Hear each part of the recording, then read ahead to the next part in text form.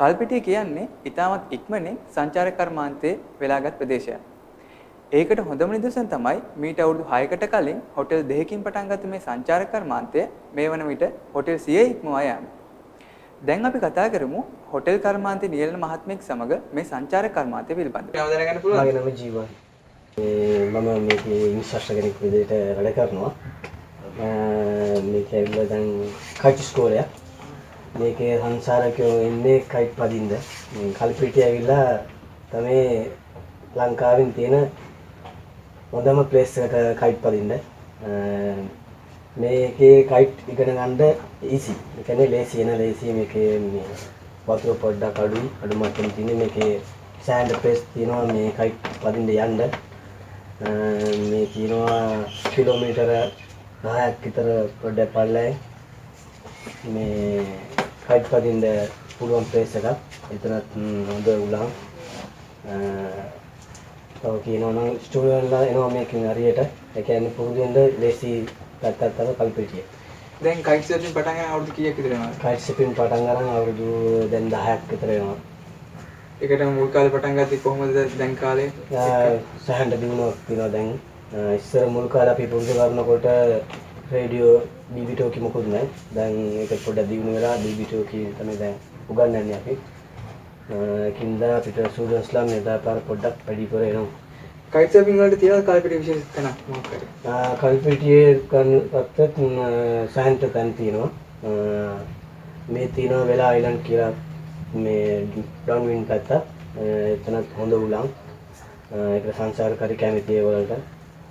තව තියෙනවා පාල්කුඩා පැත්තේ කප්පලඩිය කියලා. ඒකෙත් හොඳ උලන්. ඒක සංචාරක වෙනවා. හරි බොහොම ස්තුතියි. Thank you. කල්පිටිය සංචාරක කර්මාන්තය කියන්නේ කයිට් සර්ෆින්. මේ කයිට් සර්ෆින් වල විශාල වශයෙන් නියැලෙන්නේ විදේශීය සංචාරකයෝ. ඒ හින්දා අපි මේ කයිට් සර්ෆින් මේ කල්පිටිය සංචාරක කර්මාන්තය පිළිබඳ විදේශිකයන්ගෙන් තොරතුරු ටිකක් දැනගන්න. Can I know your name, please? Hi, my name is Sam. So how long have you been here?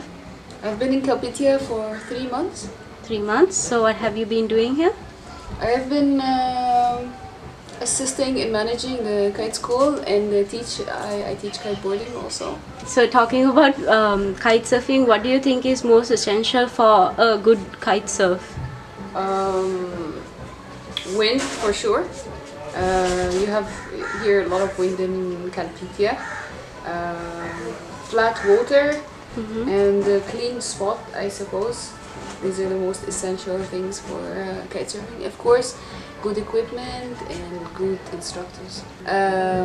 Also, Vela Island is so beautiful for kitesurfing. Very flat water, very stable wind. So it's a nice place to progress if you feel like it's time to get some new moves or to move on with kitesurfing. I think it's the right place to be. My name is Anaïs. I'm from France.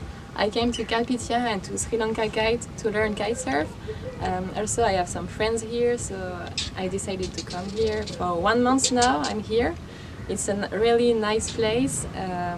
The wind is good to kitesurf, and also in this school, especially, we can have a lot of good advices from all the different people who are here.